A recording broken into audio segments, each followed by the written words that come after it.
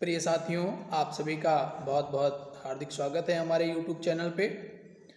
आप सभी हमारे इस चैनल को इतना सारा प्यार प्रदान कर रहे हैं, इसके लिए आप सभी का बहुत बहुत धन्यवाद। आप लोग लगातार हमारे चैनल को देख रहे हैं, सब्सक्राइबर्स की संख्या भी बढ़ रही है, इसके लिए आप सभी को हृदय से धन्यवाद। साथियों, जैसा कि हम सभी जानते हैं, हम जिस समाज का हिस्सा हैं उस समाज के विषय में कि जानने के लिए हमें साहित्य को पढ़ना होता है, साहित्य को समझना होता है।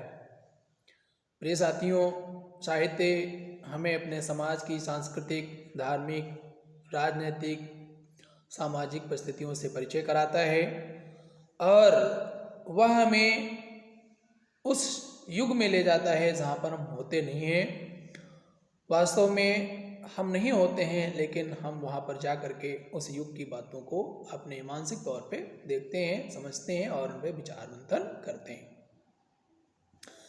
जैसा बताया जाता है कि इतिहास भविष्य को प्रभावित करता है, उसी प्रकार भविष्य भी इतिहास को प्रभावित करता है। जैसे पुराने समय में क्या क्या खोजें हुई या क्या क्या चीज़ें थीं, वह जैसे जैसे कि हम आगे बढ़ते जाते हैं, साइंस के द्वारा उन चीज़ों की खोज होती जाती है, तो वो भविष्य से प्रभावित हो रही हैं। और उसी प्रकार भविष्य भी इतिहास से प्रभावित होता है। हम अपने इतिहास के बारे में जानते हैं तो उसी के अनुसार अपने हम कर्तव्यों को, अपनी नीतियों को, अपने उद्देश्यों को तय करते हैं। आइए साथियों, उपन्यास की तरफ बढ़ते हैं और विचार करते हैं कि क्या बातचीत चल रही थी। जो लीजा है, जिला डिप्टी कमिश्नर रिचर्ड की पत्नी, वह अपने कमरे में है और वह चूँकि जब एकाकी होती है तो उसे बहुत अजीब लगता है कि वह एकाकी कमरे में भूतों से खेलती है। आइए देखते हैं क्या बातचीत हो रही है, कैसा परिदृश्य है। किताबों और मूर्तियों से भरे इस घर में उसे घुटन महसूस होने लगी थी। कमरे में घूमती तो उसे लगता जैसे बुद्ध के बुत कनखियों से उसकी ओर देख रहे हैं। कनखियों से देखना मतलब उसी की तरफ एकटक ध्यान लगाए हुए देख रहे हैं। रिचर्ड के चले जाने पर इन सभी चीज़ों में जड़ता आ जाती थी। शायद इसका कारण यही था कि वह अकेली रह जाती थी। दिन भर उसे इन्हीं बुतों और किताबों के ढेरों के साथ बिताना पड़ता था।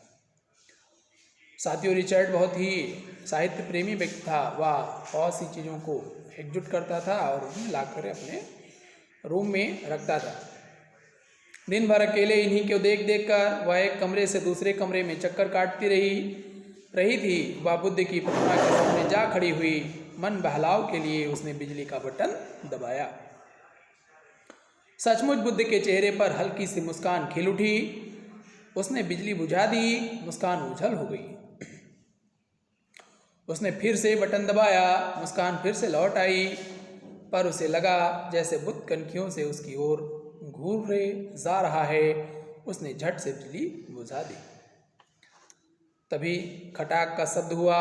लीजा ने घूमकर बाईं ओर देखा। उसे पहले तो कुछ नज़र नहीं आया, फिर उसकी नज़र ड्रेसिंग टेबल पर गई। एक छिपकली वहाँ औंधी पड़ी थी और ज़ोर ज़ोर से हिल रही थी, जैसे तड़प रही हो।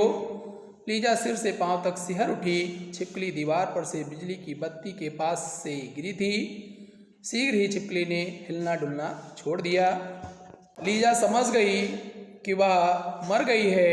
गर्मी बढ़ रही थी और आए दिन छिपकलियां मर रही थी। अनगिनत कमरों के बावजूद बंगला पुराना था। अंग्रेजों की अमलदारी ने पंजाब में जब अपने पैर जमाए थे, तभी का था। लीजा ने दरवाजे के पास कालबेल का बटन दबाया और स्वयं कमरे से निकलकर बाहर आ गई। जब लीजा भारत आई थी तो बहुत सी योजनाएं बनाकर कि वह भारत की दस्तकारी के नमूने इकट्ठे करेगी, खूब घूमेगी, तस्वीरें उतारेगी, शेर की पीठ पर बैठकर तस्वीर खिंचवाएगी, साड़ी पहनकर घूमा करेगी और जाने क्या क्या सपने देखे थे उसने।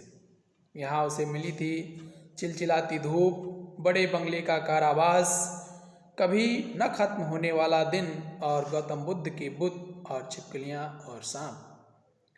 बंगले के बाहर के जीवन में भी वैसी ही एक रास्ता थी। क्लब, अंग्रेज अफसरों की पत्नियां, कमिश्नर की पत्नी। कमिश्नर स्वयं इतनी अधिक कमिश्नरी नहीं करता था, बस इतनी उसकी पत्नी करती थी। ब्रिगेडियर की पत्नी का सभी स्त्रियों के साथ छोटाई और बड़ाई के आधार पर मेल मिलाप, और बड़े अफसरों की पत्नियां अधिक थीं क्योंकि तब रिचर्ड छोटा अफसर था। शनिचर की रात क्लब में डांस होता, आए दिन पार्टियां होती, पर लंबे दिन फिर भी काटे नहीं कटते थे, और तभी उसे बियर पीने की लत पड़ गई थी। कमरों में आती जाती वह ऊब उठती और बियर का गिलास भर लेती। ऊब से बचने का और कोई उपाय नहीं था। इस प्रकार साथियों, आप देखते हैं कि एक जो अंग्रेज अफसर की बीवी है, वह सब अकेलापन महसूस करती है तो शराब की लत में पड़ जाती है। अब की बार वह अधिक स्वस्थ होकर आई थी।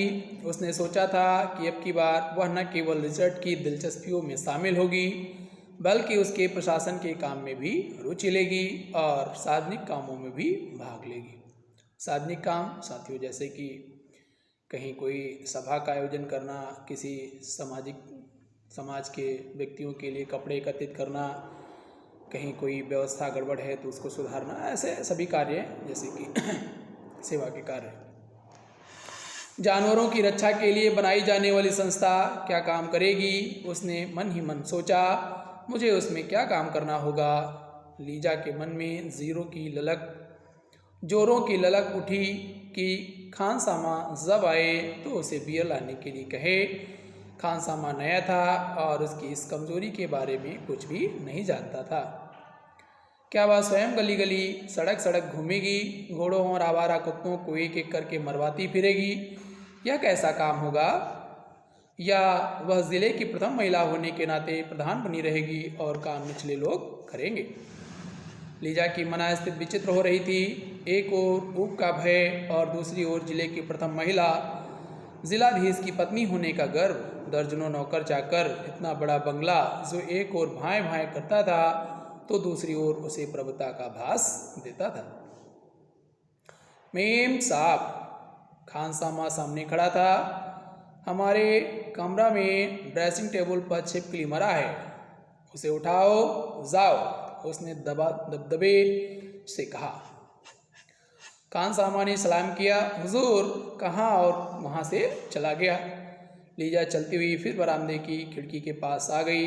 पर्दा उठाने पर उसे तपते कांच जैसी चौंधियाती धूप के साक्षात हुआ, पर साथ ही बरामदे में एक और लगी छोटी सी मेज पर रिचर्ड के दफ्तर का बाबू बैठा नजर आया, जो चिट्ठियां छांट रहा था। काले रंग का छोटी उम्र का बाबू, जिसके सफ़ेद दांत बहुत चमकते थे और जो हर वाक्य के साथ रिचर्ड से यस सर 2 बार जरूर कहता था और दाएं बाएं सिर हिलाता था। उसे देखकर लीजा मुस्कुरा दी। बाबू अंग्रेजी जानता था और उसे अंग्रेजी में बातें करते सुनकर लीजा का बड़ा मनोरंजन हुआ। लीजा खाने वाले कमरे के रास्ते बरामदे में आ गई।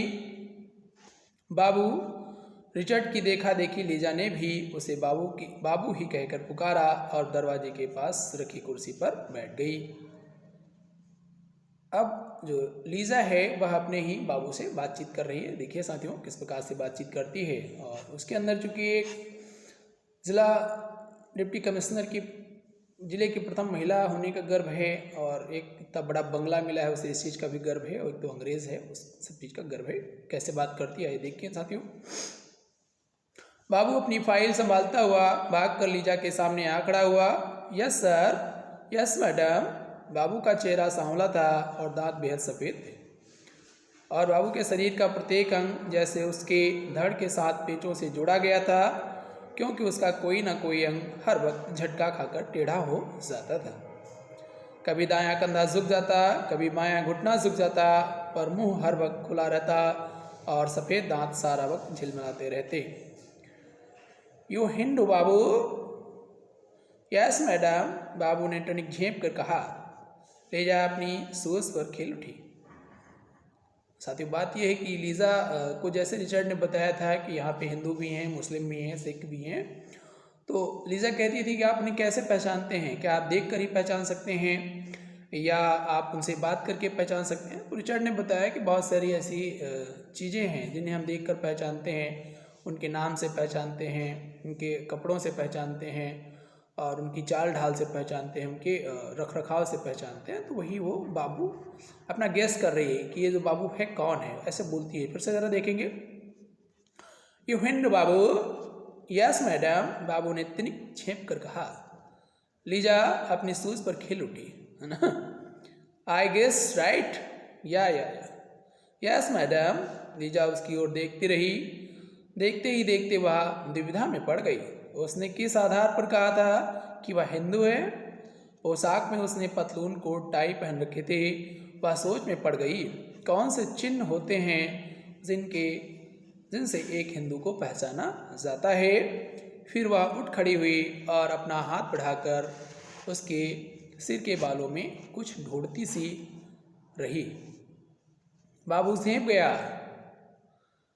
30 साल का बाबू पिछले 10 साल से दफ्तर में स्टेनो का काम कर रहा था। लीजा ही पहले डिप्टी कमिश्नर की पत्नी थी जो बेतकल्लुफ़ी से उसके साथ बातें करने लगी थी। अन्य डिप्टी कमिश्नरों की पत्नियां बड़ी रुखाई और उपेक्षा से उससे पेश आया करती थी।